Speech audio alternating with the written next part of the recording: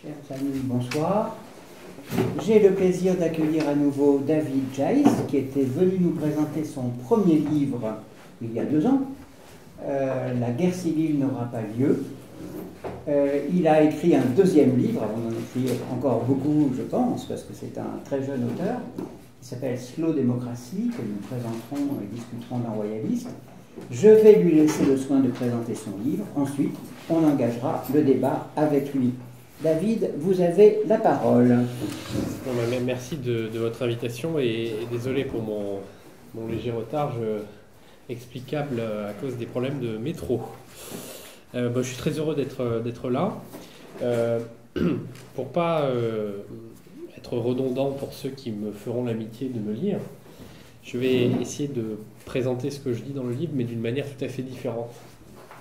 Je vais essayer de parler des formes politiques et essayer de vous montrer en quoi la nation démocratique me paraît être une forme politique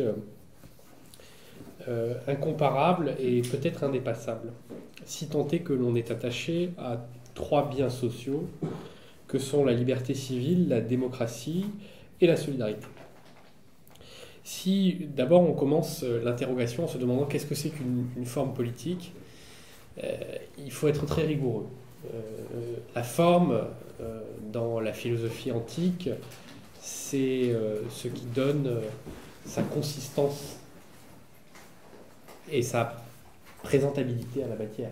C'est très lié chez Aristote comme chez Platon, quoique dans des modalités diverses, à un principe d'organisation. D'accord ? La maison, par exemple, si elle n'avait pas la forme d'une maison, c'est-à-dire 4 murs, des fondations, un toit, elle n'aurait aucune consistance. Ça serait un amas de bois, de rondins de bois ou de parpaings inorganisés. D'accord ? Donc la cause formelle de la maison chez Aristote, dans la métaphysique d'Aristote, c'est ce qui donne à la maison sa consistance. Étant entendu que pour que maison il y ait, il faut aussi qu'il y ait du bois ou n'importe quel matériau de construction. C'est ce que Aristote appelle la cause matérielle. Il faut qu'il y ait aussi une finalité, une cause finale. Et cette finalité, c'est quoi ? C'est le fait que des gens vivent dedans. En tout cas, elle a été pensée pour que des gens vivent dedans. Donc ça, c'est la finalité. Et puis, si on additionne la cause matérielle, la cause formelle et la cause finale, on n'arrive toujours pas à avoir une maison, parce que cette maison, il faut qu'elle soit construite. Il faut que quelqu'un prenne les rondins de bois ou les parpaings et les superpose ou les agences. Et donc il faut une cause efficiente. Donc il faut, si je simplifie, un maçon, la cause efficiente, un architecte qui a le plan, le dessin, au sens propre de la maison, la cause finale, un matériau, le bois par exemple, la cause matérielle, et une forme qui est sur les plans de l'architecte, et c'est la cause formelle. Et donc si on utilise cette conceptualité pour parler de la politique, au fond, qu'est-ce que c'est qu'une forme politique ? Eh bien, c'est le dessin, la morphologie qui va donner consistance à des groupements humains. On peut dire au fond, et d'ailleurs Hobbes utilisait ce concept de manière très premier degré quand il disait la multitude humaine, c'est la matière en quelque sorte politique. Les corps, les individus constituent la matière de la politique, de la même manière que les rondins de bois ou les parpaings constituent la matière qui va servir à construire la maison. Mais cette matière, cette multitudo, nous dit Hobbes, elle ne devient peuple, populus, que lorsqu'elle est informée, lorsqu'elle reçoit une morphologie, morphée en grec c'est la forme, une morphologie politique et sociale, c'est-à-dire une forme politique. Et la forme politique, finalement, c'est quoi ? C'est une certaine façon de présenter, de donner consistance, de donner représentance, en quelque sorte, à une communauté humaine en fonction d'une idée. D'accord ? Et donc, si maintenant on passe de la philosophie à l'histoire, on se rend compte que des formes politiques, il n'y en a pas beaucoup. C'est normal, la forme, tout ce qui relève de l'eidétique, c'est-à-dire de l'idée, c'est quelque chose d'assez rare, parce que c'est une épure. Hein. La matière abonde et les idées ou les formes sont rares. Si je reste dans l'analogie de la maison, des formes de maison, on en connaît assez peu. Hein. Il y a l'igloo. L'igloo, c'est une forme de maison, d'habitation, très utilisée dans le Grand Nord. Il y a la hutte. On peut dire finalement que la hutte, la yourte, l'igloo, tout ça, ça appartient à la même famille de maisons un peu simples et tribales, n'est-ce pas? Et puis, au fond, ce dans quoi nous habitons, nous, aujourd'hui, que ce soit le pavillon, la maison individuelle, c'est la maison romaine, en fait. Donc, c'est une forme qui existe depuis la Rome antique. Pareil, d'ailleurs, pour les immeubles de rapport. On avait déjà ce type d'habitation dans la Rome antique. D'accord? Les insulae.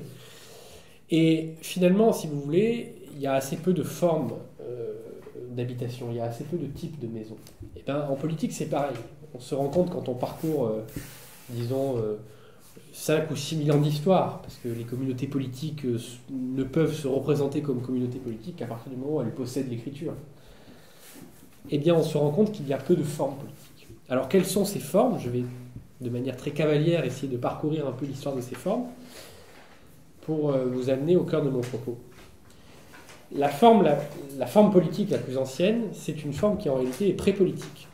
C'est une forme d'organisation des groupements humains antérieure au contrat social en tant que tel. C'est la tribu. La tribu, c'est une forme finalement dans laquelle les individus sont liés par des relations d'autorité vis-à-vis d'un chef et par des liens d'allégeance. Ils sont liés les uns aux autres par des liens d'allégeance. Ceux qui avaient assisté à ma précédente conférence, ou qui sont familiers des écrits de Gabriel Martinez-Gros, savent que Ibn Khaldoun a beaucoup écrit sur le tribal, puisqu'il dit la tribu c'est asabiya, c'est-à-dire un esprit de corps, une fraternité chaude, des liens intenses, mais marqués uniquement du sceau de l'allégeance et de l'hommage entre les membres du groupe. D'accord ? Et cette tribu, elle n'a pas forcément besoin d'avoir une territorialité propre. Elle est nomade. D'ailleurs, Ibn Khaldoun lie la tribu au nomadisme. Et on le voit bien. La tribu se déplace. Au fond, ce qui caractérise l'existence de la tribu, c'est pas le fait d'avoir des individus sur un territoire donné, c'est le fait d'avoir des individus très soudés entre eux qui se déplacent et qui ont une économie politique et une culture de la razzia. C'est-à-dire que ce sont des hommes en armes qui font des raids, qui pillent les richesses des peuples sédentaires, qui eux sont établis de manière statique. On a des tribus depuis des dizaines de milliers d'années finalement, puisque comme je vous le disais, c'est la seule forme politique en réalité pré-politique, c'est-à-dire qui précède l'invention de l'écriture. La deuxième forme politique qui apparaît dans l'histoire, c'est la forme politique par excellence, si j'ose dire, puisqu'elle est consubstantielle non seulement de l'apparition de l'écriture, mais elle est aussi consubstantielle de l'apparition de la philosophie politique, c'est-à-dire du moment où on commence à produire un discours sur la politique. C'est-à-dire le moment où les hommes réfléchissent sur ce que c'est que la vie politique et sur la différence qu'il y a entre la vie politique et la vie tout court. La différence qu'il y a entre la vie politique et la vie familiale.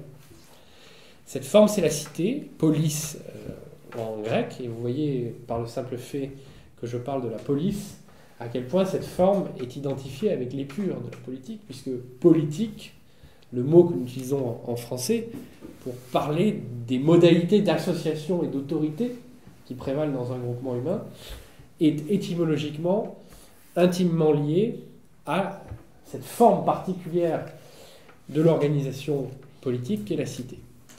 Alors la police, au contraire de la tribu, c'est une forme proprement politique, donc il y a un contrat social qui est institué. Donc il y a une règle permanente qui survit en quelque sorte aux différents membres du groupe. Elle est territorialisée, contrairement à la tribu qui, elle, est déterritorialisée, nomade, donc elle est sédentarisée. Elle est en général établie sur une ville, une cité, et cette cité elle-même a une sorte d'arrière-pays. Vous savez comment ça fonctionnait à Athènes, par exemple, hein, le dème. Il y avait des dèmes hein, qui constituaient en quelque sorte l'arrière-pays agricole. Il peut y avoir un port aussi, le port du Pirée, par exemple, qui donne accès à des ressources à la fois agricoles, minières, commerçantes, parce que cette cité, elle ne peut pas fonctionner comme un système fermé, parce qu'un système fermé purement autarcique meurt. Hein. Donc elle fonctionne plutôt comme un système sphérique, avec des flux entrants et des flux sortants. Alors, nous voilà donc au moment des présocratiques, avec deux formes politiques concurrentes, la tribu et la cité, qui se regardent un peu en chien de faïence. Et si on écoute les auteurs grecs, la forme éminente, la forme noble, c'est la cité. Le reste, ce qui est en face, c'est la barbarie. Les tribus sont barbares. Les tribus qui pratiquent des raids, qui pratiquent des pillages. Regardez par exemple l'enquête d'Hérodote. Vous avez le monde connu. En gros, le monde connu, c'est ça, d'accord. Et puis tout autour, c'est la barbarie. Ce sont des peuples barbares. Alors il y a les Perses, enfin les Mèdes, tous ceux qui habitent en Asie mineure. En gros, c'est des sauvages et des barbares. Tous ceux qui habitent en Égypte, même si l'Égypte ensuite va être hellénisée, hein, l'Égypte ptolémaïque, sont des barbares. Et ce qui est intéressant, c'est de voir que ces deux formes-là ne sont pas pérennes dans l'histoire. Alors, qu'est-ce qui se passe ? Des deux côtés, ces deux formes dégénèrent. Et elles vont dégénérer dans une forme commune qui est la forme de l'Empire. L'Empire, il peut être fils de cité ou fils de tribu. Alors, qu'est-ce que c'est qu'un empire fils de cité ?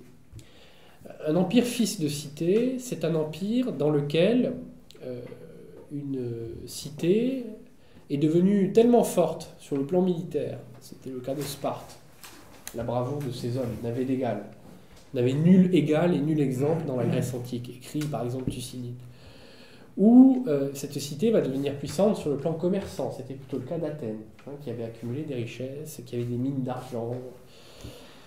Elle va devenir tellement puissante que va s'installer une relation d'asymétrie avec d'autres cités, avec Corinthe, avec Thèbes, avec les autres cités de la péninsule. Et donc ce qui va se passer, c'est que ces cités vont créer des coalitions, des ligues à dimension impériale. Et qu'est-ce que c'est au fond qu'une ligue à dimension impériale ? C'est la naissance d'une nouvelle forme politique polycentrique, dans laquelle il y a une constellation de cités, mais où il y a une asymétrie profonde entre une cité et les autres. Une cité prend le dessus. La Ligue de Délos, par exemple, vous connaissez tous la Ligue de Délos, c'est en réalité l'Empire d'Athènes. Ça ne s'est jamais appelé comme ça, parce que le concept d'empire apparaît avec la Rome antique, mais c'est l'Empire d'Athènes. C'est-à-dire que la cité athénienne prend le dessus sur d'autres cités qui se mettent dans un état de subordination. Et au fond, qu'est-ce que c'est que la guerre du Péloponnèse, que Thucydide décrit comme étant la plus grave catastrophe à laquelle ait été confronté, c'est dans ces des superbes lignes qui ouvrent son récit de la guerre du Péloponnèse, qui est le premier texte historique, premier texte de science historique de l'histoire, puisqu'il s'attache à retracer les causes des événements. Eh bien, c'est au fond une guerre impériale, une guerre entre deux puissances impériales. Parce que dans la forme impériale, je vais commencer à l'esquisser devant vous, il y a aussi une dimension d'impérialisme. Et cet impérialisme se soutient avec des dépenses militaires, avec une attitude extrêmement belliqueuse. Qu'est-ce que c'est au fond le propre de la guerre athénienne ? Et c'est là que je reviens sur mon premier livre. C'est qu'il n'est plus possible dans la guerre du Péloponnèse, dans une guerre impériale qui oppose ces deux coalitions, spartiates d'un côté, athénien de l'autre, il n'est plus possible de distinguer ce qui relève de la guerre extérieure de la guerre civile. C'est-à-dire qu'il y a des guerres à l'intérieur de toutes les cités athéniennes, spartiates, mais aussi toutes les autres cités, parce qu'il y a des factions qui prennent parti pour l'un ou pour l'autre.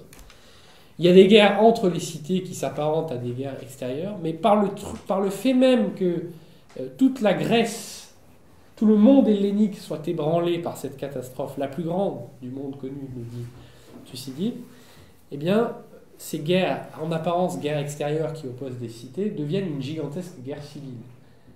Vous me suivez ? Donc il y a des guerres civiles à l'intérieur des cités, il y a des guerres extérieures, polémos, entre les cités, mais toutes ces cités grecques qui se font la guerre les unes avec les autres, n'appartiennent-elles finalement pas à une même unité politique, la fédération hellénique? Auquel cas, nous aurions une sorte d'imbrication à la manière des poupées gigognes assez étrange, guerre civile, guerre extérieure entre cités, guerre civile à l'intérieur de la péninsule hellénique, et ainsi de suite. D'accord? Et c'est là qu'on voit que, c'est pas le cœur de l'exposé de ce soir, mais la relation entre stasis, la guerre civile, et polémos, la guerre extérieure, est beaucoup plus compliquée qu'il n'y paraît de prime abord. En tout cas, nous avons des guerres impériales parce que nous avons des formes politiques qui dépassent le cadre étroitement territorialisé de la cité, avec des asymétries de puissance, avec des coalitions, avec des fortes dépenses militaires, et surtout avec un principe de commandement vertical qui est la loi du plus fort, en quelque sorte. Celui qui commande dans l'Empire, c'est celui qui détient la force militaire. De l'autre côté de la Méditerranée, et à peu près au même moment, en tout cas dans la Perse antique, mais plus tard dans le monde arabe, on va aussi avoir des empires qui émergent. Et ces empires, ils vont émerger eux aussi sur la base de conquête et d'asymétrie de puissance, mais ces empires ne sont pas fils des cités, ils sont fils des tribus. Alors qu'est-ce que c'est qu'un empire fils des tribus? L'exemple le plus éclatant, bon, vous n'êtes peut-être pas familier de l'histoire des empires perses, ni des empires chinois, mais l'empire arabe, les Omeyyades, puis les Abbassides, enfin les différentes dynasties impériales arabes, ce sont des tribus qui, en réalité, par une politique d'expansionnisme guerrier et de razzia, finissent par se rendre maîtresses d'espaces et de peuplades très importants. Mais c'est toujours une tribu en armes, séparée en quelque sorte du corps sédentaire, du corps politique sédentaire qui prend le pouvoir. Et ce qui provoque le cycle de l'histoire, selon Ibn Khaldun, et l'instabilité des empires arabes, c'est précisément le fait que, pour se rendre maître de ces immenses peuplades et de ces immenses espaces, il faut être armé, mais que l'établissement de l'empire suppose toujours un désarmement des citoyens qui composent cet empire, parce que ces citoyens, si on veut les fiscaliser, si on veut qu'ils payent des impôts, il faut les désarmer. Si on veut qu'ils s'adonnent aux arts, aux sciences et à la civilisation, il faut les désarmer, parce que quand on est armé, on passe son temps à se taper sur la gueule, et la civilisation n'avance pas. Les guerres avancent, mais pas la civilisation. La civilisation est intimement liée à la dynamique de pacification. Donc l'histoire, finalement, le processus historique chez Ibn Khaldun est lié à la pacification. Contrairement à l'idée reçue qu'on pourrait avoir selon laquelle ce sont les guerres qui font avancer l'histoire. Mais ce faisant, en se désarmant, on se rend à la merci de n'importe quel groupe nomade armé qui voudrait venir faire une razzia sur cette unité politique. Et donc, quelle solution a-t-on trouvé? C'est de confier la protection, la sécurité, les affaires militaires à des tribus exogènes, allogènes, qui ont mandat, en quelque sorte, pour protéger l'Empire. Et le problème, c'est que ces tribus de mercenaires, donc, elles peuvent vouloir cycliquement renverser les tenants du pouvoir politique et religieux, puisque les tenants du pouvoir politique et religieux n'ont pas les armes. Ils se sont désarmés. Et c'est pour ça qu'au fond, les Arabes, qui sont à l'origine des conquêtes de l'unification de l'Arabie, la démarche de Mohammed, le prophète Mohammed, c'est une unification à la fois religieuse, par la force de la révélation, mais aussi militaire, par la subjugation et la soumission des tribus d'Arabie. Mais en réalité, ce qui est intéressant, c'est que quand on se met dans les mains d'une tribu exogène, ce qui se passe, c'est que les Arabes perdent très vite le contrôle de leurs empires. Et donc, les empires vont tomber aux mains de tribus mercenaires exogènes. Alors, en Andalousie et au Maghreb, vous connaissez les Almohades, les Almoravides. Les Almohades, les Almoravides, c'est des Berbères. Tout le monde connaît Saladin. Saladin, c'est un Kurde. À partir de 1453, c'est des Turcs. C'est les Seldjoukides, en fait. La prise de Constantinople par Mehmed II, et puis la conquête de la péninsule arabique par les Turcs. Donc vous voyez, finalement, les empires arabes cessent très vite d'être des empires arabes et tombent aux mains des tribus extérieures. Donc, si vous voulez, on est au Moyen-Âge en Europe, dans une situation où on avait des cités, mais ces cités ont dégénéré en empire ou en proto-empire. Regardez par exemple Rome. Hein. Rome, c'est une petite cité du Latium, mais comme elle est commerçante, comme elle est militaire, très vite elle va construire des comptoirs, des places commerciales, et très vite elle va annexer d'autres peuplades, et donc la cité va devenir empire. Donc on a des cités qui sont devenues des empires dans l'Europe chrétienne antique. C'est une joyeuse anarchie d'ailleurs, hein, cette Europe chrétienne médiévale. Hein. On a des cités qui sont devenues des empires, et on a surtout un immense morcellement avec partout quelque chose qui est à mi-chemin entre la cité et la tribu, que j'appellerais des chefferies, faute de mieux. Voilà encore peut-être notre 5e forme politique, elle est là. Des chefferies, des féodalités, des suzerainetés, vous voyez, des espèces de formes politiques dans lesquelles il y a un seigneur, armé. C'est pas tout à fait une tribu, parce que la tribu, elle est, comme je le disais, elle est très mobile, et il y a des liens d'allégeance très chauds, très forts. C'est pas tout à fait une cité, parce que la cité, il y a quelque chose de pérenne, alors que là, c'est quand même le seigneur. Donc on a une Europe qui est faite de cités fragiles, d'empires et de chefferies. Bon, et au milieu de tout ça, il y a un truc très particulier qui s'appelle la papauté. Bon. Et qui n'est pas une forme politique à proprement parler. S'il y a souvent eu un débat sur la question du pouvoir temporel, c'est pas une forme politique à proprement parler. Donc on est arrivé dans notre... Et de l'autre côté de la Méditerranée, en Orient, il y a des tribus et des empires. Donc si vous voulez, vous avez des cités, des tribus, des empires et des chefferies. Voilà à peu près, si vous voulez, et tout ça dans une joyeuse anarchie, hein, évidemment. Donc voilà à peu près où en est arrivé l'Europe et le monde méditerranéen. Je parcours tout ça un peu à la hache, mais c'est parce que je suis pressé d'en arriver au cœur du propos. Voilà où on arrive, si vous voulez, le monde euro-méditerranéen à la fin du Moyen-Âge. D'accord ? Et puis là, il va se produire 3 types de révolutions, 3 révolutions successives qui vont accoucher d'une nouvelle forme politique. Alors la première révolution, c'est pas une révolution politique, contrairement à ce qu'on croit, c'est pas la révolution française. Elle arrive au XVIe siècle, c'est une crise spirituelle. C'est une révolution spirituelle. C'est la réforme. Et cette réforme, elle est liée évidemment à des conditions socio-économiques. Bon, il y a Lucien Febvre, dans son livre sur Luther, a très bien montré à quel point l'insurrection spirituelle protestante n'aurait pas pris, la démarche de Luther n'aurait pas pris comme une traînée de poudre en Allemagne s'il n'y avait pas eu le contexte qu'on sait dans la paysannerie, les inégalités qu'on sait. Donc la crise spirituelle, elle est devenue en quelque sorte une révolution politique parce qu'il y avait un contexte politique d'anarchie, d'injustice, d'inégalité très fort en Europe.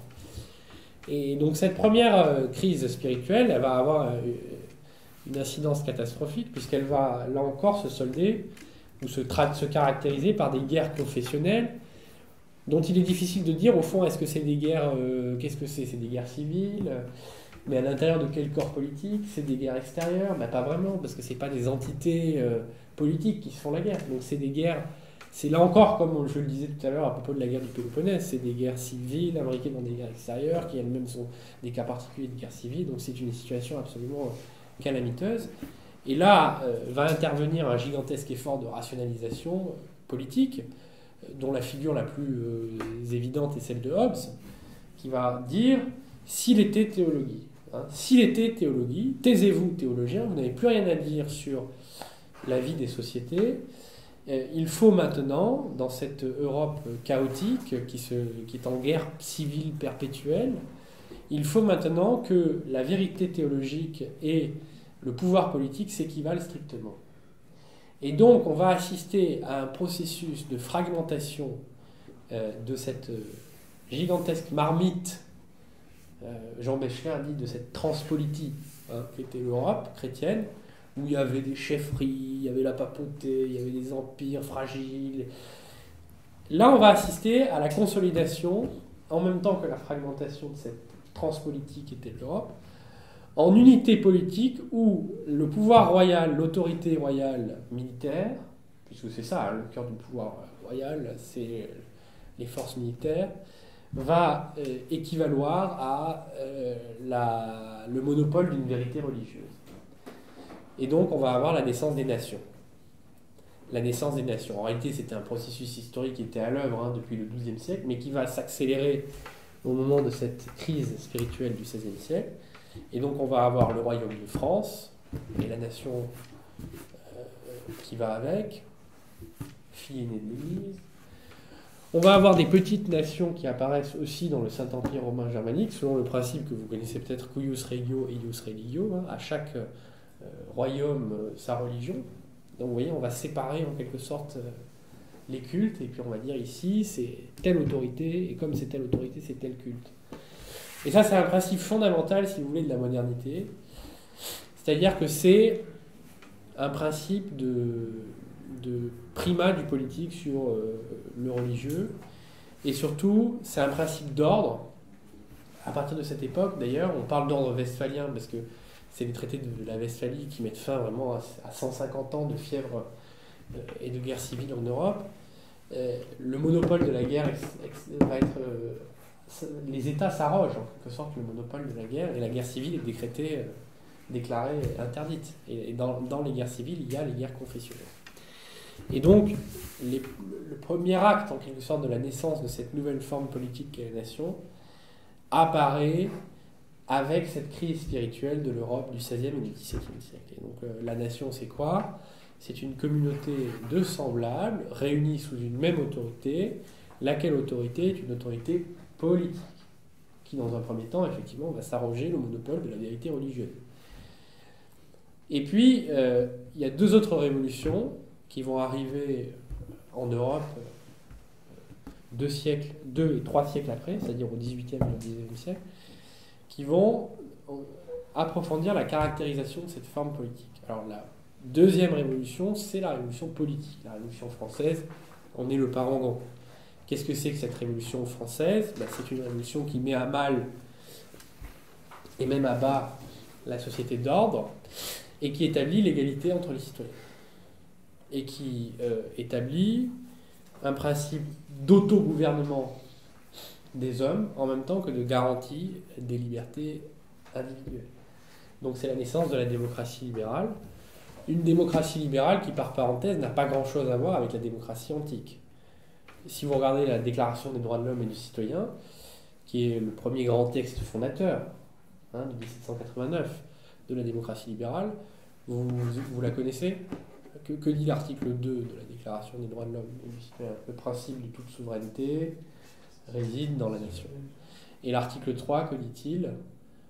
Il garantit des droits fondamentaux. Les droits fondamentaux et imprescriptibles, ces droits sont la liberté, la sûreté, la résistance à l'oppression, etc. Donc qu'est-ce que ça veut dire ? Pourquoi c'est intéressant ?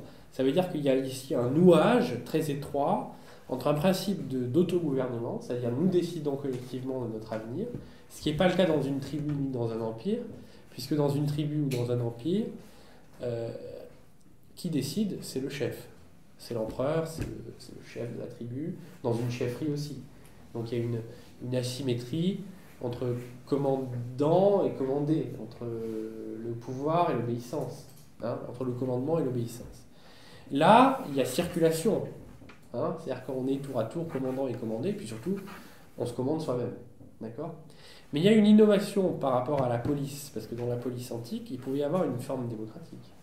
Dans la démocratie athénienne, il y avait aussi l'autogouvernement. Mais là, il y a une nouveauté, c'est qu'il y a des garanties de droits individuels. Liberté, sûreté, résistance à l'oppression. Donc vous avez le droit, par exemple, de désobéir au souverain si vous considérez que votre vie est en danger ou que vous êtes opprimé. C'est pas du tout le cas dans la Grèce antique. Dans la Grèce antique, désobéissance aux lois de la cité, exécution immédiate, même quand on a bien servi la cité. Je ne sais pas si vous connaissez l'histoire des Arginus, par exemple. La bataille des Arginus, c'est une bataille qui est remportée par 2 généraux athéniens, mais ils sont exécutés parce qu'ils n'ont pas pu enterrer les cadavres des soldats, enfin des marins qui sont tombés dans la bataille navale. Donc ils ont désobéi aux lois de la cité. Ils ne peuvent pas faire valoir leur résistance à l'oppression, parce qu'il n'y a pas de reconnaissance des droits et des prérogatives individuelles dans l'Athènes antique. Il y a un autre texte que je cite souvent à mes étudiants pour leur montrer à quel point la démocratie athénienne est très différente de la démocratie dans les nations, qui se constituent dans les nations politiques. C'est la très fameuse oraison funèbre prononcée par Périclès, stratège d'Athènes, reconstituée par Thucydide dans la guerre du Péloponnèse. Et Périclès, il a ces phrases assez étonnantes. Aujourd'hui, un dirigeant politique qui s'adresse à des familles éplorées qui ont perdu leurs enfants en Irak ou en Afghanistan commencerait par un gigantesque élan de compassion, tapant sur l'épaule des parents et en disant je comprends votre douleur, vos fils se sont sacrifiés et nous serons avec vous. Là, Périclès dit exactement l'inverse. Il dit réjouissez-vous. Vos fils sont morts pour la patrie. Donc finalement, ils ont fait acte de leur liberté. Et donc, vous voyez bien que la liberté des anciens, c'est pas celle des modernes. La liberté des anciens, c'est le fait de se fondre en permanence dans le service de quelque chose qui nous dépasse. La liberté des modernes, c'est les droits fondamentaux et imprescriptibles, la sûreté, la résistance à l'oppression, la propriété, évidemment. Et donc, la démocratie libérale qui s'épanouit dans les nations, à commencer par la France, mais aussi les États-Unis, et puis bientôt l'Angleterre, c'est une démocratie dans laquelle, certes, le peuple s'autogouverne, mais il ne faut pas qu'il s'autogouverne au détriment des individus. Et on est tour à tour membre du souverain et personnalité individuelle qui s'épanouit, qui se construit, etc. Et donc là, ça devient intéressant, parce que la nation, c'est la forme politique, comme elle institue une communauté semblable, qui non seulement permet la démocratie, ça c'était vrai de la police athénienne, c'était pas vrai de l'Empire, c'était pas vrai de la chefferie, c'était pas vrai de la tribu, mais, et là c'est radicalement nouveau, c'est une forme politique qui permet la coexistence de la démocratie politique, de la liberté civile, donc chacun peut s'épanouir, on peut exister en quelque sorte en dehors de la politique, alors qu'à Athènes, on n'existe pas en dehors de la politique, ou si on existe en dehors de la politique, on existe pour le gynécée quand on est une femme, pour le travail dans les champs ou dans les mines quand on est un esclave, pour le commerce quand on est un métèque, mais on n'a rien à faire avec la politique. C'est des sphères qui sont séparées. Et là, on est à la fois membre du souverain et on existe par soi-même. Donc il y a cette innovation extraordinaire qui est favorisée, hâtée par cette deuxième révolution, après la révolution spirituelle, qui est la révolution politique. Et puis, pourquoi s'arrêter en si bon chemin ? Il va y avoir une troisième révolution qui va ajouter une détermination à cette forme nation qui la rend quasiment indépassable à mon sens. Quelle est cette révolution ? Il faut savoir que lorsque la révolution politique s'est accomplie en France, on a créé le droit de propriété, littéralement. En tout cas, on a libéralisé le droit de propriété. Par exemple, la terre, c'était un actif dans l'Ancien Régime qui était très peu liquide, puisqu'il était attaché à l'appartenance, à la noblesse, que beaucoup de terres étaient incessibles, inaliénables, ou sous des conditions très compliquées. Il n'y avait pas de marché du foncier ni de l'immobilier. On établit, avec la Révolution française, ce qu'on appelle un régime de publicité foncière, c'est-à-dire l'enregistrement public des actes notariés qui font que la terre va devenir commercialisable. Donc les nobles, un peu désargentés, vont vendre leurs terres, les bourgeois qui s'étaient enrichis mais qui n'avaient pas le droit de posséder la terre vont acheter les terres, les biens de l'Église qui ont été en partie saisis vont être mis sur le marché. Et donc on a une situation d'extension du domaine marchand à la terre. On a aussi au même moment une extension du domaine marchand au travail. Rappelez-vous que sous l'Ancien Régime, le travail, c'était les corporations et les jurandes. C'est-à-dire qu'il n'y avait pas de marché du travail. Le travail était réglementé par quelque chose qui n'avait rien à voir avec la fixation d'un prix par rencontre de l'offre et de la demande. Le travail était réglementé par des corporations, par des jurandes, c'est-à-dire, au fond, une organisation des professions. Il y avait les charpentiers, il y avait les tanneurs, et tout ça, en fait, dans les villes, parce que l'artisanat, c'était dans les villes, le prévôt des marchands, etc. Et tout ça, en fait, il y avait une conception juridique et non économique du travail.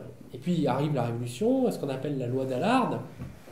Qu'est-ce qu'a fait la loi d'Allard ? Elle établit la liberté du commerce et de l'industrie, et surtout elle dit déréglementation générale. Maintenant, le travail, c'est quoi ? C'est une demande, une offre. Donc quelqu'un qui veut un salarié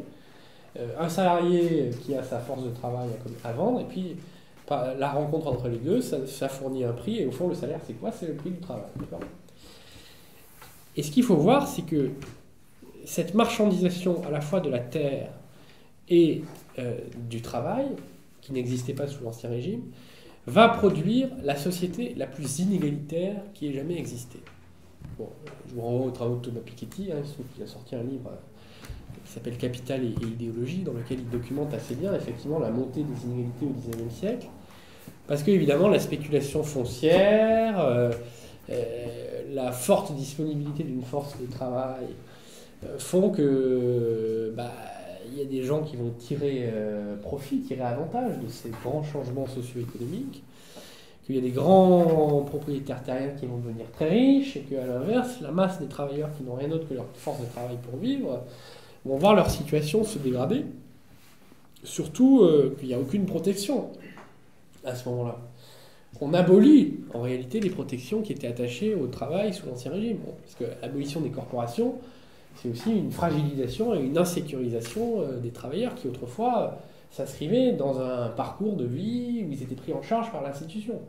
Au même moment, en Angleterre, Karl Polanyi a écrit là-dessus, si vous avez lu son livre La Grande Transformation, on a aboli ce qu'on appelait la jurisprudence de Spinham Land. La jurisprudence de Spinham Land, qui était d'origine prétorienne, c'était une jurisprudence qui disait que tout individu avait droit à un revenu de subsistance. C'était le revenu universel de Benoît Hamon avant l'heure, en quelque sorte. Et donc, quand on n'arrivait pas à vivre dignement, la paroisse, le seigneur, étaient obligés de donner un minimum vital, en quelque sorte, à l'individu. Et les libéraux avaient bataillé contre cette disposition, en disant que ça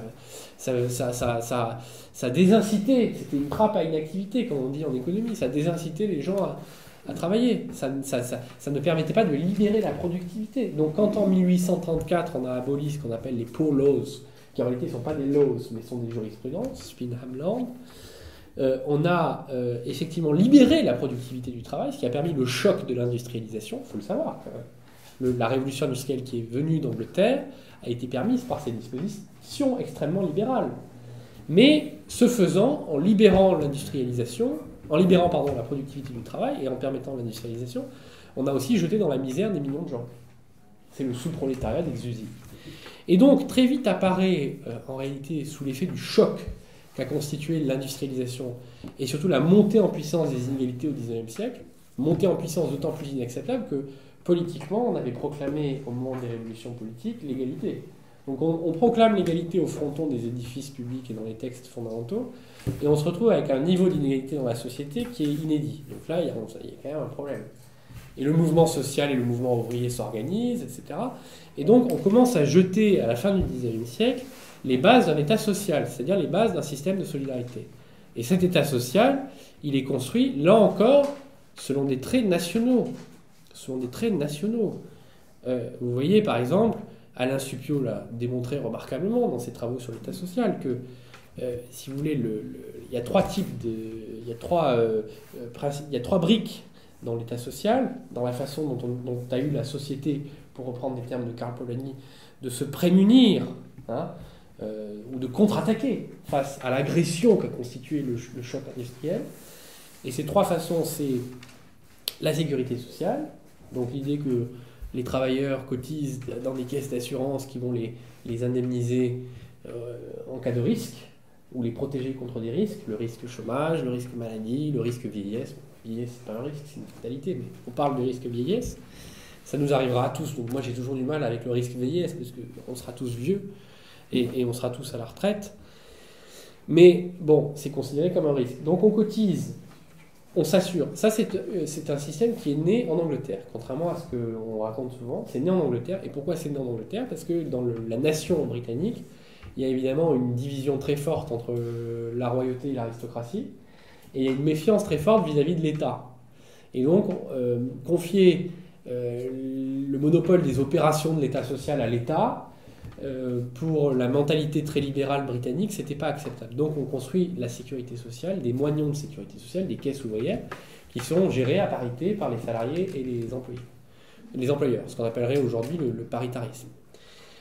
La deuxième variante de l'État social national, c'est le droit du travail.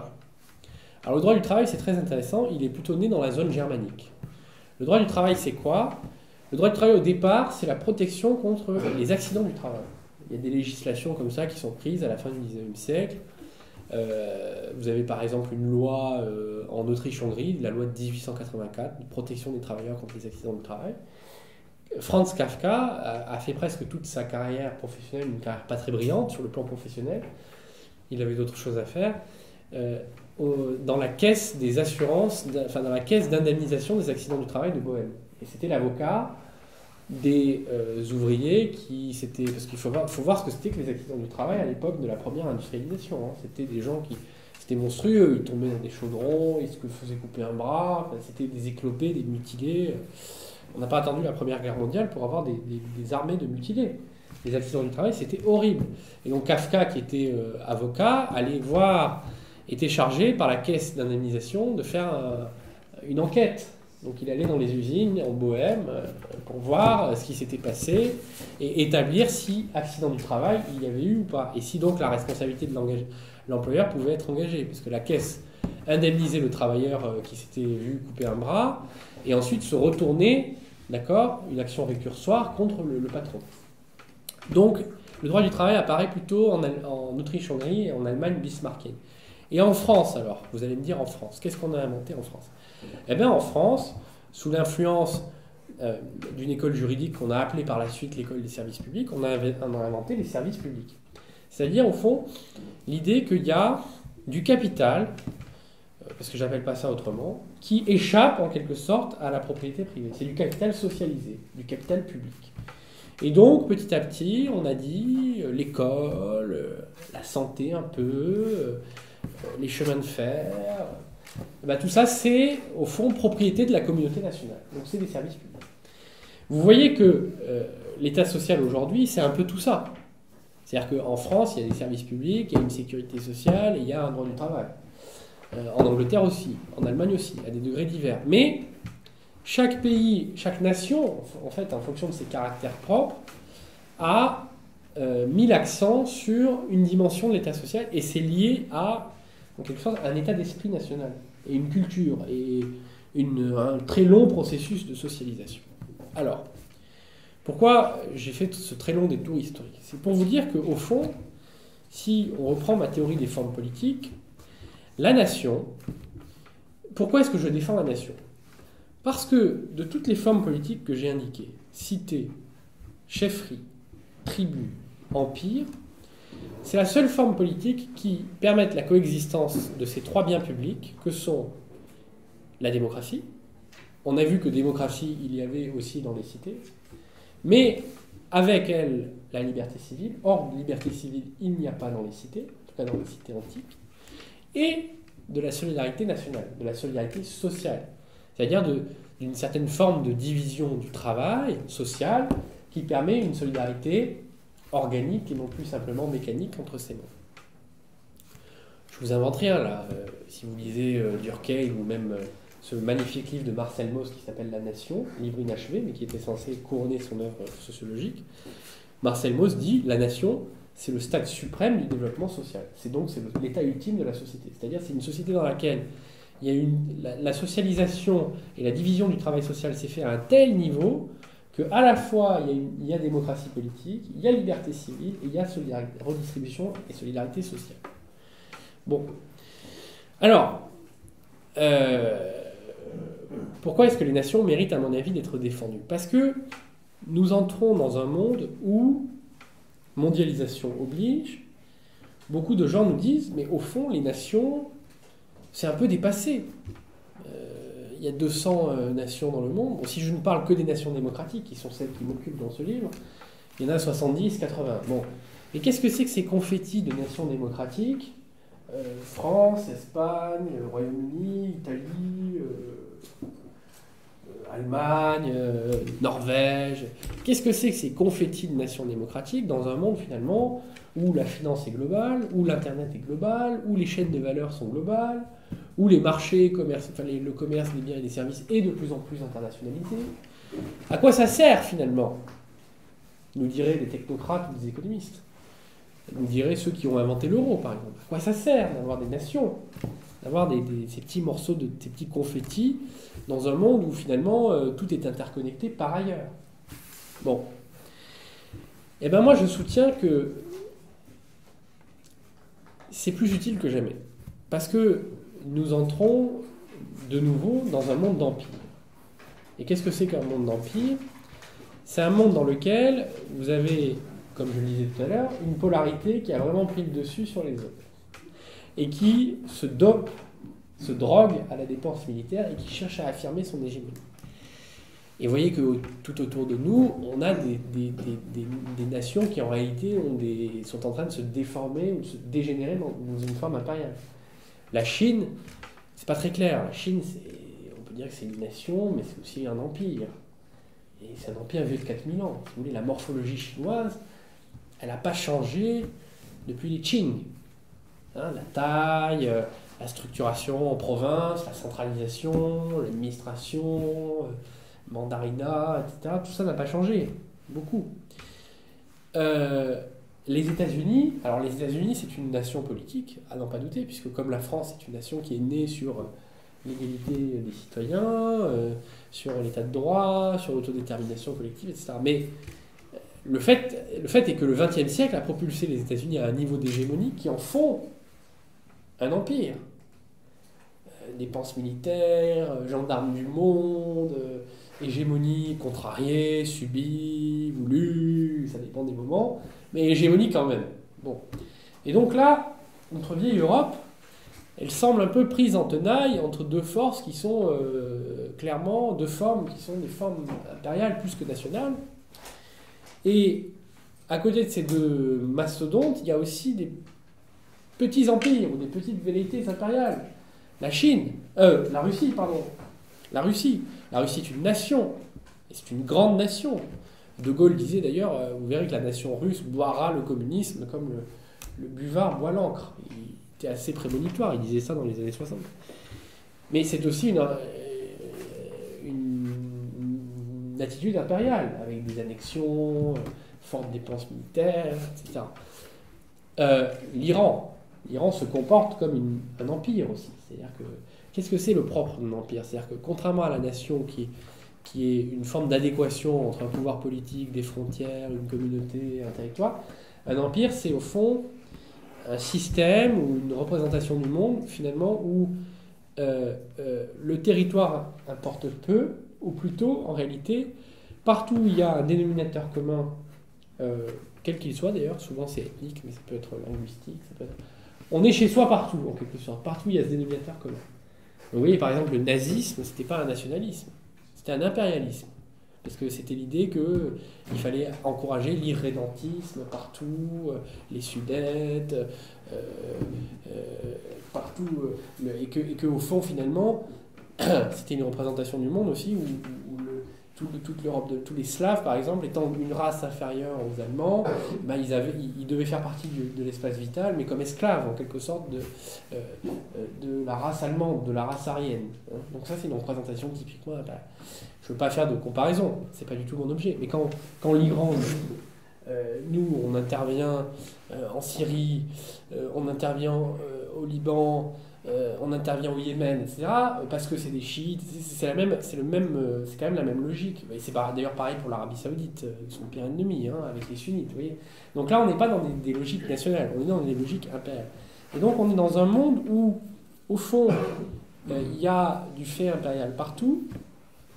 Et pourquoi est-ce qu'au fond, le fait national a réussi à prospérer en Europe alors qu'il est si manifestement fragile et rare? C'est justement parce qu'en Europe, il n'y a pas eu d'asymétrie. C'est-à-dire que personne n'a durablement pris le pas sur les autres. Si, il y a eu un peu Napoléon, mais ça n'a pas duré longtemps. Mais en gros, il y a toujours eu 2, 3 ou 4 puissances, en général 3 d'ailleurs, qui se sont neutralisées les unes les autres, en quelque sorte. Et d'ailleurs, l'Angleterre a souvent joué la France contre l'Allemagne et vice-versa. Nous, on a adoré détester les Anglais. Mais il y a toujours eu cette espèce d'équilibre de la terreur. À chaque fois que la terreur s'est déséquilibrée, on est entré dans une logique impériale. Mais le fait qu'il y ait eu cet équilibre de la terreur et cet équilibre des puissances a fait que ce miracle européen, en quelque sorte, a pu s'épanouir. Et que ces nations ont pu être dans une situation d'émulation productive, parce que c'est ça qui permet l'épanouissement de la science, de l'industrie, du commerce, des arts, etc. Et à chaque fois qu'il y a eu un déséquilibre à cause d'une menée impérialisme, effectivement, l'émulation s'est transformée en guerre. Voilà, donc c'est une cocotte minute, par là. C'est quelque chose d'extrêmement fragile. Bon. Et aujourd'hui, la situation dans laquelle nous sommes, c'est une situation dans laquelle, au nom justement de la mondialisation, de l'unification du marché, etc., on voudrait effacer ces déterminants historiques et anthropologiques, pensant qu'il suffit de créer un marché unique, c'est-à-dire une architecture juridique, fondamentalement, pensant qu'il suffit de créer une monnaie unique pour effacer ces déterminations nationales qui sont extrêmement fortes et qui sont même constitutives de ce que j'appellerais l'identité européenne, si tant est que quelque chose comme l'identité européenne existe. Parce que précisément, l'Europe, c'est une identité problématique. C'est la translation permanente, la traduction permanente, l'émulation permanente, la fragmentation. C'est ça, l'Europe, fondamentalement. Donc c'est les nations. La nation est presque une forme politique qui est née en Europe, mais qui est liée à l'Europe. Et donc aujourd'hui, les tenants du fédéralisme européen sont en réalité des passionnés de l'Empire. Alors, il y a des penseurs de gauche comme Habermas ou même Ulrich Beck qui sont des partisans de l'Empire démocratique, c'est-à-dire qu'ils disent au fond l'Europe devrait être un empire, c'est-à-dire une coexistence de peuplades très hétérogènes autour de Babel, mais sans principe d'autorité verticale et centralisée. Donc un empire horizontal, décentralisé, une sorte d'empire comme ça, rhizomatique. Bon, ce dont on s'aperçoit, c'est que dans les faits, les rapports de force reviennent toujours, et quand bien même on veut construire l'empire rhizomatique, on se rend compte que c'est toujours au cœur de l'empire une peuplade ou une nation qui reprend l'ascendant. Et puis il y a ceux qui assument carrément que, au fond, la force va à la force, et que l'empire européen, la fédération européenne, c'est très bien, mais qu'elle doit être dirigée par la grande puissance du moment étant l'Allemagne. Bon. Et moi, je soutiens que c'est à la fois attentatoire à la démocratie, pour des raisons évidentes. La démocratie, vous voyez bien qu'elle persiste aujourd'hui à s'exprimer, surtout dans le cadre national, et elle fonctionne très mal au niveau européen, même s'il y a les élections parlementaires, les élections du Parlement européen. Cette vision impériale est aussi attentatoire à la redistribution sociale, puisque vous voyez bien que les nations qui composent l'Europe n'arrivent pas à se mettre d'accord sur des budgets de redistribution d'un montant dérisoire, de l'ordre de 2 à 5 milliards d'euros par an. Alors que pour que quelque chose comme une Europe fédérale fonctionne, il faudrait un budget européen de l'ordre de 15 à 20% du PIB de toute la zone européenne. Et donc, si vous voulez, on voit bien que le fédéralisme, c'est en quelque sorte une impasse. C'est-à-dire que le fédéralisme à l'américaine, c'est-à-dire un système dans lequel 20-25 pays européens mutualiseraient 15 ou 20% de leurs ressources, c'est une impasse. Donc, il n'y a que deux options. La première option, c'est la nation européenne, parce qu'après tout, je le disais tout à l'heure, quand la socialisation, la division du travail social est poussée à son extrême, on peut aller très loin dans la redistribution sociale. Donc là, si demain, dans 150 ans ou dans 200 ans, tous les peuples européens se mettaient à se regarder comme appartenant à la même nation, on pourrait imaginer un système dans lequel il y a 20, 25%, 30% du PIB européen mutualisé. Ça me paraît très improbable, en tout cas à ce stade, compte tenu de tout ce que j'ai dit jusqu'à présent. De la très longue histoire, du plurilinguisme. Mais c'est pas impossible sur le très long terme. C'est pas ce que l'histoire nous réserve. En tout cas, à court terme, c'est pas possible. Et donc, à court terme, la question qu'il faut se poser, c'est la question de l'articulation entre les nations et l'Europe. Moi, je ne suis pas un eurosceptique, je ne suis pas un europhobe. Je pense que l'Europe est utile. Je pense qu'il existe une identité européenne, même si cette identité européenne est problématique. Mais ce qu'il s'agit de repenser, c'est le pacte nation-Europe. Et moi, je pense qu'il faut arrêter de raisonner en termes de transfert de souveraineté. C'est-à-dire que tant que les nations démocratiques resteront ces formes politiques dans lesquelles coexistent souveraineté du peuple, liberté civile et redistribution sociale, il est illusoire de penser qu'en faisant des abandons de souveraineté au niveau national, on arrivera à augmenter la souveraineté européenne. En d'autres termes, je ne crois pas au concept de souveraineté européenne. Je crois plutôt, à la suite de l'économiste Michel Aglietta, à la double démocratie. C'est-à-dire que le siège premier, princeps de la démocratie, doit rester la nation démocratique, pour toutes les raisons que j'ai indiquées jusqu'à présent. Mais il est possible d'imaginer un système dans lequel l'Europe, il faudrait en définir le format, le nombre de nations qui la composent, la forme juridique, etc., mais dans lequel l'Europe constituerait non pas une forme alternative reposant sur des abandons de souveraineté nationale, mais une augmentation, une deuxième carapace des nations, dans un certain nombre de domaines qui auraient été déterminés auparavant par les nations qui composent le pacte européen. C'était au fond le projet du général de Gaulle. Si vous relisez C'était de Gaulle de Perfit, de Gaulle n'est pas du tout un eurosceptique, mais de Gaulle est conscient de cette très puissante réalité anthropologique que sont les nations. Il est conscient que la France n'est pas l'égale de l'Union soviétique ou des États-Unis. Il est conscient qu'il faut mutualiser dans un certain nombre de domaines. Mais il dit gare à cette espèce de frénésie et de fuite en avant technicienne qui va nous faire nous couper une jambe pour ne rien récupérer à l'arrivée.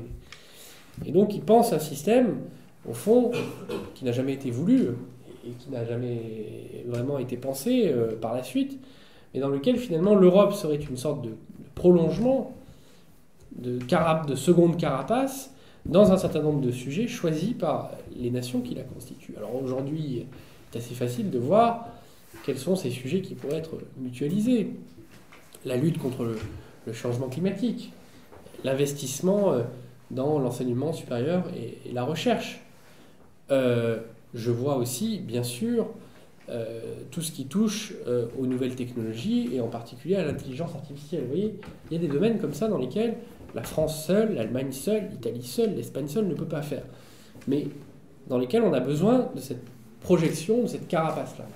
Mais ça suppose une organisation institutionnelle tout à fait différente de celle qu'on a aujourd'hui, parce qu'aujourd'hui, vous avez d'un côté les nations démocratiques qui vivent leur vie, mais qui sont quand même très affaiblies, et de l'autre, une technostructure européenne qui est très faible sur le plan démocratique, très peu légitime, avec un Parlement européen franchement complètement hors sol. Enfin, il y a quelques combats qui sont légitimes, mais globalement le Parlement européen est relativement hors sol.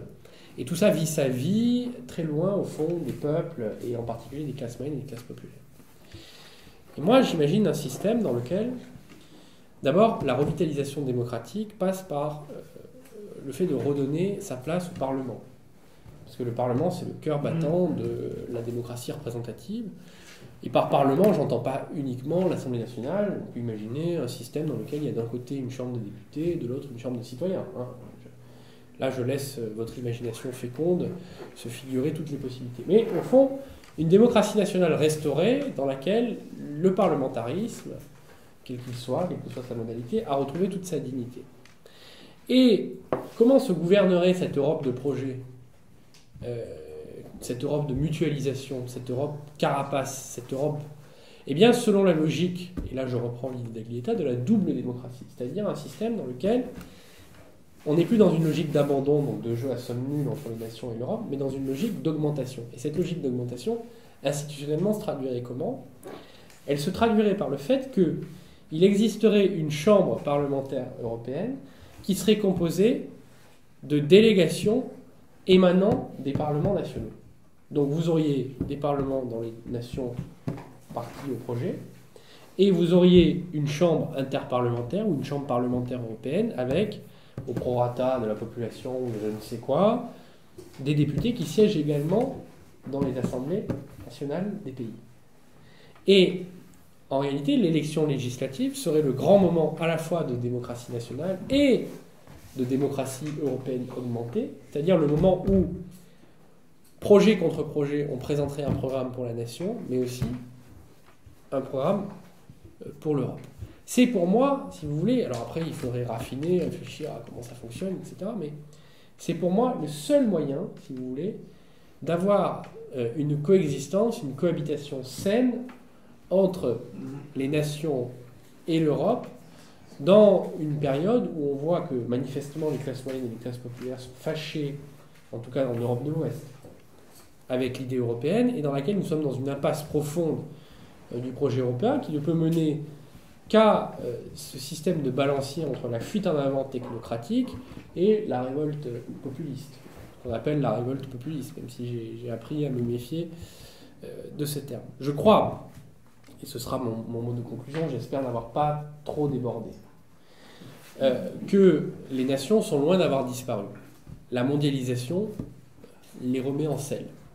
En réalité, elle les remet en selle pour plein de raisons. Elle les remet en selle parce qu'elle remet en selle l'État, parce qu'elle creuse à l'intérieur des sociétés les inégalités territoriales et sociales. Or, le principe, au fond, de cohérence, le principe de solidarité, il reste profondément lié à l'échelon national, je crois l'avoir suffisamment démontré. Donc si nous voulons avoir une mondialisation plus équilibrée, nous avons besoin de réhabiliter les nations. Et c'est d'ailleurs, je crois, une réhabilitation saine, c'est ce que je défends dans ce livre, une réhabilitation démocratique, une réhabilitation solidaire de l'échelon national, le seul moyen d'éviter à la fois la fuite en avant impériale, et donc le sacrifice de la démocratie et des libertés, la fuite en avant ou la régression tribale, ethnique. J'ai pas eu le temps d'en parler ce soir, mais c'est un risque aussi auquel nous sommes confrontés. Et souvent, l'impérial et le tribal, comme je crois l'avoir démontré tout à l'heure, sont parfois les deux faces d'une même médaille. Merci beaucoup, David. Le débat est ouvert.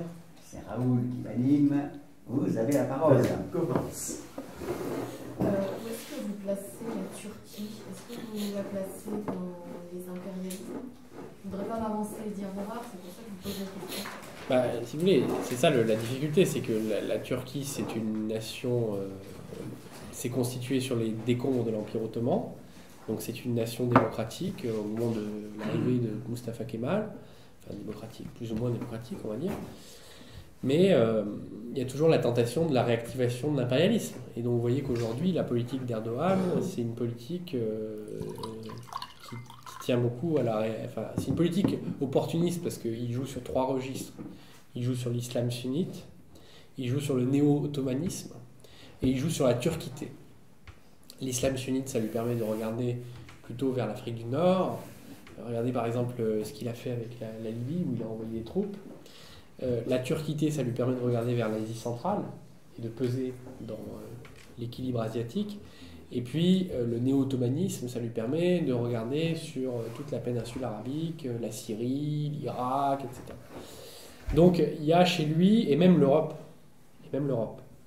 donc il y a chez lui un opportunisme, mais clairement, effectivement, on est dans une nation qui dégénère en quelque sorte en empire, ou en tout cas en tentation impériale. Mais comme l'Iran, comme la Russie, comme toutes ces nations qui ne sont pas stabilisées, si vous voulez, comme une nation.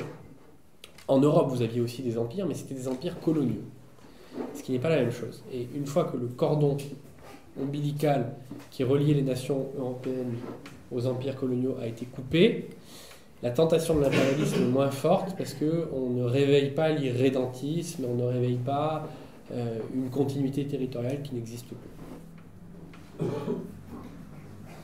Parmi les formes politiques que vous énoncez, donc, vous avez la tribu, la cité et la nation. Pourquoi vous parlez de nation et où placez-vous l'État? Parce que je pense quand même, c'est pas synonyme dans votre pensée. Pourquoi vous retenez la nation et pas l'État? Et alors qu'est-ce que l'État pour vous? Oui, c'est une bonne question, parce que c'est vrai qu'en France, on parle plus de l'État que de la nation. Alors pourquoi est-ce que je parle de nation? Tout simplement parce que je vous disais tout à l'heure, la nation, c'est une communauté de semblables. D'accord? L'Empire, ce sont des peuplades hétérogènes. La tribu, c'est une communauté en armes, chaude, avec des liens d'allégeance. Oui, donc c'est pas la même configuration humaine. C'est ce que je vous voyez, vous avez une multitude humaine, cette multitude humaine, elle n'a pas la même compacité. Dans la tribu, la forme tribu, c'est une multitude humaine très chaude qui se déplace, en gros. Dans l'Empire, c'est des multitudes humaines qui sont mises les unes à côté des autres sous la force du glaive. Bah, un empire, par exemple, c'est multiethnique. Et d'ailleurs, une question qui se pose, c'est quel degré de multi-ethnicité ou de multiculturalisme dans les nations, hein? C'est une question qui est ouverte. C'est pas 0, mais c'est pas 100%. Il y a sans doute un optimum à trouver. Donc, une nation, c'est une communauté de semblables qui sont unis sous une même loi et qui, effectivement, et c'est là qu'intervient l'État, cette loi, cette garantie du commun, c'est l'État. D'accord ? Dans la cité, en quelque sorte, il n'y a pas d'État. Vous voyez ? Il n'y a pas d'État dans une cité. Il y a une vague organon administratif, mais il n'y a pas d'État. Dans une nation, parce que c'est une peuplade plus homogène mais plus étendue dans la cité, il y a besoin d'un État pour garantir la continuité territoriale, la solidarité entre les membres. Oui, donc l'État il protège, l'État il redistribue, l'État est le garant des services publics, le garant de l'unité nationale, etc. Voilà. Et donc voilà pourquoi je parle, parce que la forme de la multitude humaine, c'est pas l'État. La forme de la multitude humaine, c'est la nation, c'est-à-dire une certaine disposition et une certaine organisation de la multitude humaine, mais qui effectivement s'adosse à un État. Et donc l'État, en quelque sorte, c'est l'organon, l'instrument qui va permettre cette organisation-là plutôt qu'une autre. Vous avez parlé de la Chine, de la Russie. Et les États-Unis, du coup, qui a un système un peu particulier, puisque c'est une nation connue comme une nation père de la démocratie, Tocqueville en parle très bien, mais en même temps, il y a un impérialisme très fort. Oui. Alors du coup, est-ce que c'est comme la Chine, c'est-à-dire un empire / une nation, c'est-à-dire un système hybride, ou est-ce que c'est vraiment une nation avec une vision potentiellement impérialiste du monde? Non, je crois que c'est un système hybride. Alors en plus, l'empire, ce que j'ai pas eu le temps de dire, parce qu'il faudrait des heures, c'est que la définition de l'empire, il y a comment se comporte une entité politique vis-à-vis du reste du monde et comment elle se comporte à l'intérieur. On peut être un empire vis-à-vis du reste du monde et en même temps une nation. Typiquement, l'empire colonial. La nation anglaise, la nation française ont été des empires coloniaux. Mais les États-Unis ont quelque chose d'impérial aussi en eux-mêmes, puisque premièrement, c'est un pays immense. J'ai pas assez parlé d'espace, mais la tribu, elle n'a pas d'espace propre, elle se déplace, a priori. La cité, c'est la taille d'une ville. La nation, c'est la taille d'un pays, ce qu'on appelle un pays, d'accord, ou d'une addition de cantons. L'empire, c'est un continent, d'accord, et vous voyez que les États-Unis, c'est la taille d'un continent, et il y a cette poussée toujours vers l'ouest. Donc, on ne peut pas administrer comme une nation un pays qui a morphologiquement la taille d'un continent. Ou alors il faudrait que tout le monde soit concentré. Sur les deux extrêmes. Voilà. Et deuxièmement, le multiculturalisme et le caractère multiethnique. D'abord, c'est un pays qui est profondément stratifié, inégalitaire entre ses ethnies. C'est un pays qui pratique le communautarisme. Hein. Et surtout, c'est un pays dans lequel l'État social ne s'est jamais développé. C'est d'ailleurs pour ça que l'élection américaine est intéressante à suivre, parce qu'il y a un débat aujourd'hui. Tout le monde dit Sanders, c'est un bolchevique, etc. Non, Sanders, il est pour moi à la droite du Parti socialiste français. Simplement, ce qu'il propose, en réalité, c'est des dispositions d'État social qui n'ont jamais existé aux États-Unis. C'est-à-dire que quand on dit aux États-Unis que l'université va être gratuite, que les soins de santé vont être pris en charge par une caisse publique, c'est du bolchevisme. Alors que chez nous, c'est juste notre quotidien. Dès qu'on touche un micro-cheveu de ça en France ou en Europe, ça provoque des réactions légitimes d'ailleurs. Aux États-Unis, c'est inconcevable. Et c'est inconcevable parce que, et ça, il y a des économistes qui ont travaillé sur cette question de l'État social, passer un trop grand nombre de kilomètres ou passer une trop grande hétérogénéité ethnique, il n'y a pas de volonté de participer à des assurances publiques. Et par exemple, Peter Linders, qui a travaillé sur l'État social aux États-Unis, et qui a montré pourquoi est-ce que, alors que dans les années 10 et 20, on a un mouvement social très fort, on a un parti socialiste assez fort, enfin un parti communiste même, assez fort, parce que le socialisme n'a jamais vraiment pris aux États-Unis. Il y a un parti communiste quand même, il y a un mouvement ouvrier, il y a une poussée pour l'État social. Pourquoi est-ce que l'État social n'apparaît jamais aux États-Unis? Les effets d'antisélection, c'est-à-dire qu'en économie, les ouvriers blancs, qui étaient objectivement ceux qui avaient le plus intérêt à s'assurer, n'avaient pas envie de s'assurer parce que les Noirs américains, qui avaient un taux de chômage beaucoup plus élevé, ils étaient persuadés que l'assurance publique allait profiter aux Noirs américains. Vous voyez, comme il y avait des écarts socio-économiques très forts entre les communautés, et donc, si vous voulez, il y avait ce qu'on appelle en économie des effets d'anti-sélection. Vous voyez, c'est-à-dire que je ne vais pas faire d'économie trop sophistiquée, mais il y a un très grand économiste américain qui s'appelle Gary Akerlof, qui a eu le prix Nobel, qui a écrit un article, un des articles pour lesquels il y a eu le Nobel, d'ailleurs en 1979. C'est le mari d'ailleurs de Janet Yellen, l'ancienne gouverneur de la Fed. Et c'est un article qui s'appelle Market for Lemons. Et c'est un article sur le marché de l'occasion. Et il dit, au fond, pourquoi est-ce que quand on veut acheter une voiture d'occasion, il n'y a que des tacos. Lemon en anglais, c'est taco. Pourquoi est-ce qu'il n'y a que des tacos sur le marché de l'occasion? C'est-à-dire des bagnoles pourries, des guimbardes. Parce que, en fait, comme sur le marché de l'occasion, on ne sait pas ce que vaut la voiture, si elle a été abîmée, etc., les gens n'ont pas assez d'informations, contrairement à une voiture neuve, sur les voitures qu'ils achètent. Et donc, ils ne sont pas prêts à mettre beaucoup d'argent. Et donc, finalement, les seules voitures qui se retrouvent sur le marché de l'occasion, c'est des tacos. Et bien, en théorie de l'assurance, c'est pareil. C'est-à-dire que quand vous n'avez pas suffisamment d'informations sur qui va s'assurer, qui va être bénéficiaire de l'assurance, etc., l'assurance, ça repose sur le fait qu'il y a des gens solvables qui financent des gens pas solvables, ou qu'il y a des gens en bonne santé qui financent des gens en pas bonne santé, ou qu'il y a des travailleurs qui financent des chômeurs. D'accord ? Mais si vous n'avez pas assez d'informations, vous allez vous retrouver dans un système où tous les travailleurs ne vont pas vouloir y aller, parce qu'ils vont se dire, moi je travaille, je gagne ma vie, etc., ça va me coûter de l'argent, ça va rien me rapporter. Donc vous allez avoir un effet d'antisélection.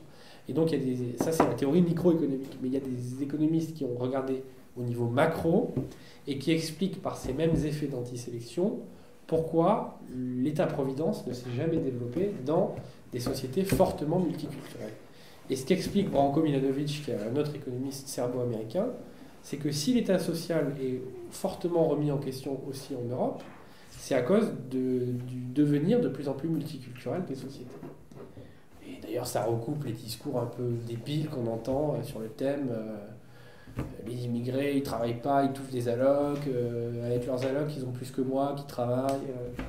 C'est ça. Vous voyez, ça recoupe ça. Oui, je voudrais revenir sur la question de l'État, bien soulevée par mon camarade, parce que c'est quand même tout de même très absent de votre exposé et aussi de votre livre. Et également, vous avez repris à la fin, en réponse à la question, c'est une chose qui sont tout à fait justes. Mais tout de même, aussi bien dans votre exposé que dans votre livre, ça entraîne des problèmes dans votre conception de l'organisation de l'Europe. Parce que, de tout temps, en France en tout cas, la politique internationale entre les nations, c'est une politique d'État. Oui. C'est pas la structure des nations, le fait qu'elles soient démocratiques ou pas, qui importe, c'est le fait qu'il y a un État avec lequel on peut parler, justement, dans un objectif d'équilibre des puissances, même puissance impériale en Europe. Donc, l'Europe que vous envisagez, ça ne peut pas être une Europe d'assemblée, d'élire une nouvelle assemblée, etc. Oui, bien sûr, il y a le Conseil de l'Europe, il y a des choses comme ça avec lesquelles on veut restructurer quelque chose. Mais le problème véritable, c'est le problème des relations entre États et de la constitution d'un accord général entre les États qui composent le continent européen. D'ailleurs, c'est la vision gaullienne, c'est celle-là. Et c'est la vision westphalienne. De Gaulle parlait des nations plus que des États. Ah oui, il y a les deux. Chez lui, l'État est quand même quelque chose d'extrêmement important. Ça, je ne le conteste pas. Dès la France libre, d'ailleurs. Donc, et la diplomatie, c'est une diplomatie d'État à État. Ce qui entraîne, la conception gaullienne, c'est quoi? C'est une conception confédérale de l'Europe. C'est tout, c'est une assemblée, une concertation entre les États avec effectivement des projets communs qui peuvent être tout à fait ceux que vous dénonciez tout à l'heure. Mais la condition de possibilité de la création, de la mise en œuvre de ces projets, c'est qu'il y ait des accords interétatiques. Et les assemblées représentatives, d'ailleurs, il faudrait faire sauter entre parenthèses tout le système actuel. On ne voit pas comment ce que vous dites dans votre livre, c'est un peu étrange, hein, cette assemblée que propose Piketty, etc., pour gérer l'euro, je crois. Pas l'euro, pas nécessairement. Pas précisément, hein. Mais même gérer autre chose qui se superposerait à... Non, je suis prudent politiquement dans mon livre parce que j'appelle pas à tout dynamiter. Je dis il faut ici autre chose à côté. Et oui, mais à côté, quand on construit des relations internationales, c'est pas à côté, c'est qu'on superpose ou on juxtapose des institutions internationales et il faut les combiner. D'ailleurs, c'était quand Mitterrand a lancé son projet de confédération européenne, après l'effondrement de l'Union soviétique, c'était un des problèmes non dits. C'est-à-dire que si on fait une confédération européenne telle qu'il la pensait, dans la continuité gaulienne d'ailleurs, hein, comment ça s'articule avec les institutions de l'Union européenne? Il y avait un grand silence sur ce sujet-là. Et moi, j'espérais que cette logique-là pourrait éventuellement dynamiter les structures qui existaient et qui me paraissaient extrêmement néfastes déjà à cette époque-là. Mais bon, le projet était complètement hypothétique, très vite il a échoué, donc il n'y a pas eu, ce problème ne s'est pas posé. Mais il se poserait dans l'avenir de savoir comment on fait. Et à mon avis, on ne peut reconstruire quelque chose que sur des institutions qui auraient été probablement, qui se seront effondrées par la suite des contradictions internes, des événements politiques, qu'on ne peut pas encore complètement imaginer. Mais vous avez fait une excellente remarque et je pense que le périmètre de votre question mériterait d'être élargi et pas simplement cantonné à la question de la construction européenne. Au fond, vous posez la même question que celle que m'avait posée Francis Wolff quand j'avais présenté mon livre le premier soir où il m'avait fait l'amitié de venir. Il disait finalement c'est un livre qui parle de la nation, qui parle très peu de l'État, mais au fond est-ce que la nation dont tu parles c'est pas l'État? Eh bien pas du tout. Moi je ne crois pas. J'ai fait exprès d'écrire un livre sur la nation et de parler aussi peu de l'État. Parce que je trouve qu'on parle trop de l'État en France et qu'on en parle à tort et à travers. Alors je vais essayer de m'expliquer. Il est évident que l'événement constitutif de la vie des nations, c'est souvent l'émergence d'un État. Je l'ai dit tout à l'heure d'ailleurs, la révolution spirituelle en Europe, le gigantesque chaos, guerre civile permanente à laquelle elle donne lieu, amène à un moment des souverains, des philosophes, des gens de loi, des légistes, à dire ça suffit maintenant, l'État doit s'instituer, doit reprendre le pouvoir et doit s'arroger le monopole de la vérité religieuse et ce faisant constitue un périmètre à la fois géographique et humain relativement homogène qui va s'appeler la nation. Donc effectivement, il est vrai que de manière historique, événementielle et contingente, l'institution de quelque chose comme un État souverain surplombant, impartial, s'arrogeant le monopole de la vérité religieuse est constitutif de la vie des nations. Simplement, pour moi, l'État n'est jamais que l'instrument auquel cette communauté humaine qu'est la nation s'adosse. C'est l'instrument qui lui donne forme et consistance, on est tout à fait d'accord là-dessus. Mais ça reste un instrument. Et donc, par conséquent, l'État et la nation sont des choses sécables. Il existe des nations sans État. Et il existe, ce sont des nationalités. Une nation sans État qui s'éprouve comme une nation, c'est une nationalité. C'est pour ça que, d'ailleurs, toutes les nations malheureuses dans les empires sont des nationalités. C'est pour ça qu'au XIXe siècle, on parlait de principe des nationalités. C'était des peuplades qui se vivaient comme des nations, qui voulaient leur État, et auxquelles on déniait un État parce qu'elles étaient sous la loi de l'empereur. Donc il existe des nations sans État. Ce sont des nationalités.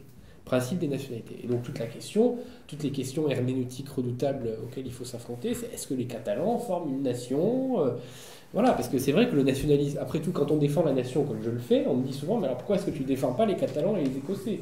Pourquoi est-ce que dans ton livre tu défends la nation espagnole unitaire? Pourquoi est-ce que tu ne défends pas les Catalans?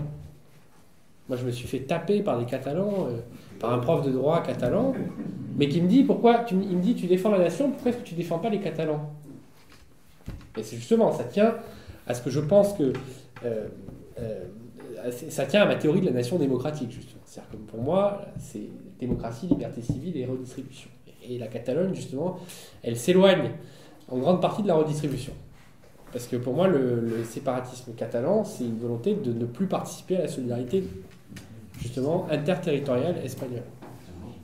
Bon, on en reparlera. Mais ce que je voudrais dire plus fondamentalement, c'est qu'il existe aussi des États sans nation. Et entendez bien ceci, s'il vous plaît.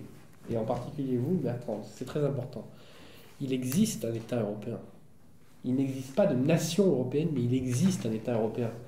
La Banque centrale européenne, la Commission européenne, ce sont des prodromes d'États européens. Le problème de l'Europe, c'est pas qu'il n'y a pas d'État européen, il y a un État européen.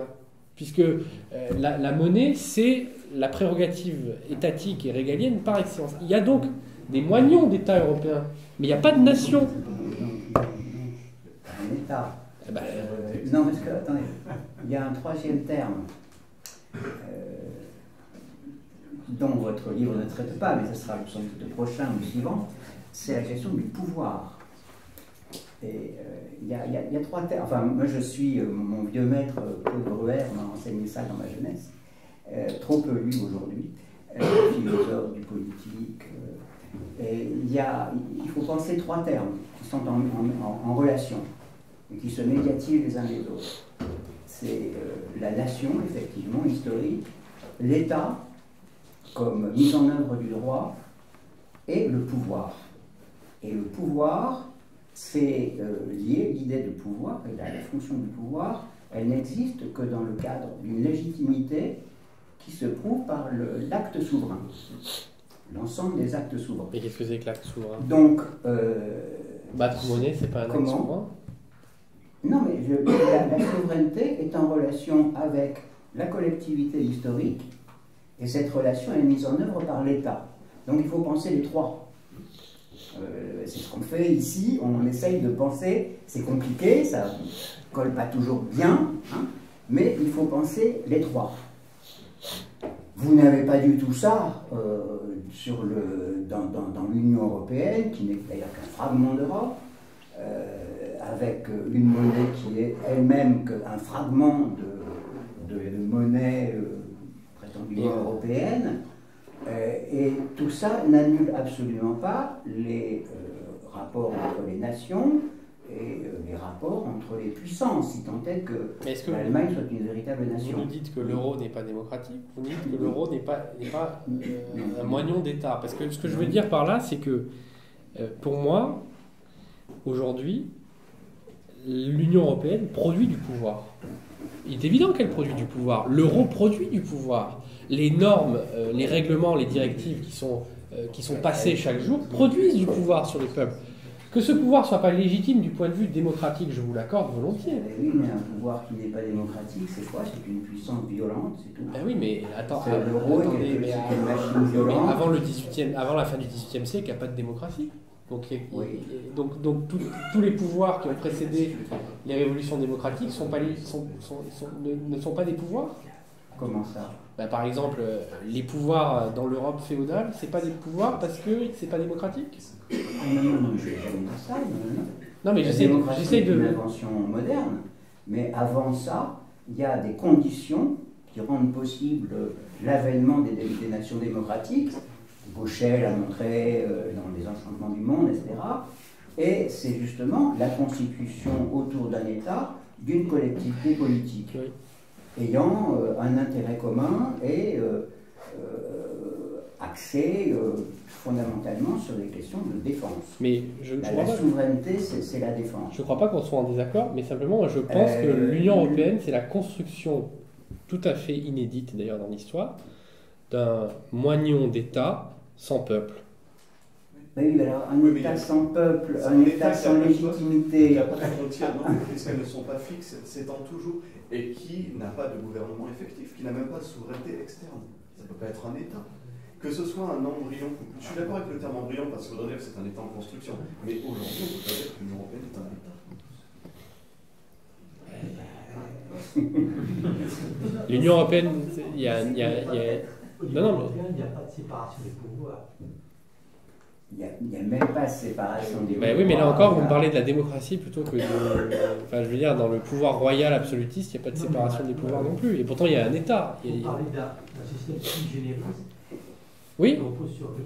oui, mais parce qu'on est dans quelque chose de nouveau. C'est évident. Mais moi, je suis pas du tout en train de vous dire que... Enfin, je porte aucun jugement de valeur. J'essaie de vous provoquer un peu la réflexion. C'est-à-dire que pour moi, il y a des nations sans État, qui sont des nationalités, bon, qui sont pour moi des embryons de nation, parce qu'une nation sans État, Oui. elle n'a pas la plénitude de sa vie collective Oui. et de sa souveraineté. Oui. Mais est-ce qu'on ne peut pas imaginer, à partir du moment où on a posé le principe d'une sécabilité entre l'État et la nation, que ces deux entités puissent être sécables, que cette espèce d'aventure européenne tout à fait sui generis, comme vous dites, et là je suis d'accord avec vous, ça ne soit pas une espèce de construction technocratique par un peuple technocratique, justement, qui est un consensus élitaire, comme disait C'est plus un peuple, c'est- ben, oui, mais d'un État sans peuple. D'un État sans peuple. Cette construction est en train qui se prétendait Structure étatique. devient réversible. Oui, mais tout est réversible. On est dans le domaine de l'histoire. Elle se prétendait irréversible, elle se trouve qu'elle est réversible. Non, mais je crois que toutes les choses apparaissent, disparaissent, se font, se défont, ça c'est la loi de l'histoire. Mais est-ce qu'on ne peut pas imaginer que... Justement, nous sommes quand même directement concernés. Et cette structure technocratique que vous décrivez, qui existe, qui produit effectivement des effets de pouvoir, elle se heurte à des réalités nationales Bah, bien sûr. ou à des réalités historiques. Je pense au livre d'Édouard Husson, qui montre que l'Allemagne, finalement, est restée telle qu'elle était, incapable de savoir ce qu'elle est, finalement, rêvant au Saint-Empire et incapable de produire un État capable de décider. Bon. Donc on est là avec toujours nos mêmes histoires de peuples européens, de nations européennes, et là-dessus, la structure, elle ne produit que de la contrainte en fait. Oui. Mais ça, bon, c'est absolument logique. Pas État, mais fédération étatique. Bon. Donc elle est vouée à l'échec, ce qu'on vit en ce moment. Non, mais moi je suis d'accord avec vous. Mais il y avait une question pour pour le l'assistant. Alain, allez-y, vous avez demandé. Oui. Une dernière question. Attends, Philippe. S'il y a un État européen, est-ce que ça veut dire qu'il n'y a plus vraiment d'État français? Est-ce qu'on peut avoir un État inclus dans un autre, subordonné à un autre? Moi je soutiens, si vous voulez, qu'à partir du moment où vous avez des structures aussi puissantes que la Banque Centrale Européenne, qui a joué un rôle, regardez par exemple au moment de la crise des dettes souveraines, quand elle a décidé de couper l'accès aux liquidités d'urgence de la Grèce, c'est ça qui a provoqué la volte-face de Tsipras, par exemple. Oui, non, mais ça on ne peut pas s'en féliciter. Et je ne suis pas en train de m'en féliciter. Je ne porte aucun... et moi je pense comme vous. Mais je dis... Attends, Philippe. Non, mais... Parce que ce qui est amusant, c'est que vous semblez assimiler État à démocratie. Donc pour vous, l'État, c'est l'État démocratique. Et État à bien. Mais il peut y avoir des systèmes étatiques qui sont des mauvaises choses. Non, mais... Alain, Ce que vous je veux voulez dire quelque chose? Alors, je vais poser une question. Vas-y. Parmi les projets communs que vous avez cités comme possibles entre les nations européennes, placez-vous les problèmes de défense? Bah là encore, c'est-à-dire que moi je pense que la défense est intimement liée à la nation, justement, à la souveraineté démocratique et à la construction des nations. Et donc pour moi, si vous voulez, une défense européenne aujourd'hui, ça n'aurait pas de sens parce qu'il y a des intérêts nationaux qui sont tellement divergents et incompatibles que ça n'aurait pratiquement aucun sens. A fortiori dans le contexte géopolitique précis dans lequel est l'Europe, où vous avez, avec le Brexit, une seule puissance atomique, la France, des pays d'Europe centrale et orientale qui regardent davantage, alors ça va peut-être changer maintenant, mais qui regardent davantage vers les États-Unis par peur de la Russie que vers l'Europe, et une espèce de cacophonie géostratégique. Je posais la question parce qu'il y a quand même des embryons. La fabrication d'un char en commun entre certaines nations, d'un avion. Après, qu'il y ait de la coopération technologique, y compris dans le domaine militaire, ça a toujours été une volonté, c'est ancien. C'est-à-dire que quand on a fait la communauté du charbon et de l'acier, l'idée justement c'était de faire de la coopération technologiques dans des domaines qui pouvaient avoir trait aux affaires militaires. Et moi, si vous me permettez, je voudrais quand même vraiment insister sur ce point, parce que je sais que ça peut paraître un peu provocateur, mais n'y voyez aucune malice. C'est-à-dire que Banque Centrale Européenne, Commission, les règlements, les directives, c'est manifestement un dispositif de pouvoir, si on raisonne un peu comme Michel Foucault, hein, qu'est-ce qui produit des effets sur les gens. C'est un dispositif de pouvoir, ce sont des structures de pouvoir qui produisent des effets absolument considérables sur la vie des gens, qu'on le veuille ou non. Cette structure de pouvoir, elle est aujourd'hui effectivement très largement coupée de toute légitimité démocratique, ça je vous le concède bien volontiers, mais bon, il y a eu plein d'États dans l'histoire qui n'avaient rien à voir avec la démocratie, enfin, qui étaient des structures de pouvoir, de pure force de commandement, qui n'étaient pas consenties par les gens, et qui étaient subies. Et donc, au fond, il est plus facile et plus rapide, moi c'est ce que je soutiens, de construire un État que de construire une nation. Et que en France, nous avons une conception tellement unifiée de l'État-nation parce que nous sommes dans un pays à l'origine immensément divers et divisé, qu'il a fallu la force de l'État, du pouvoir royal et de sa centralisation pour constituer une nation, parfois d'ailleurs, de manière très... qu'on a tendance en France à confondre ces deux réalités qui le sont beaucoup moins dans d'autres pays où l'État a été édifié différemment. Je pense notamment au monde anglo-saxon.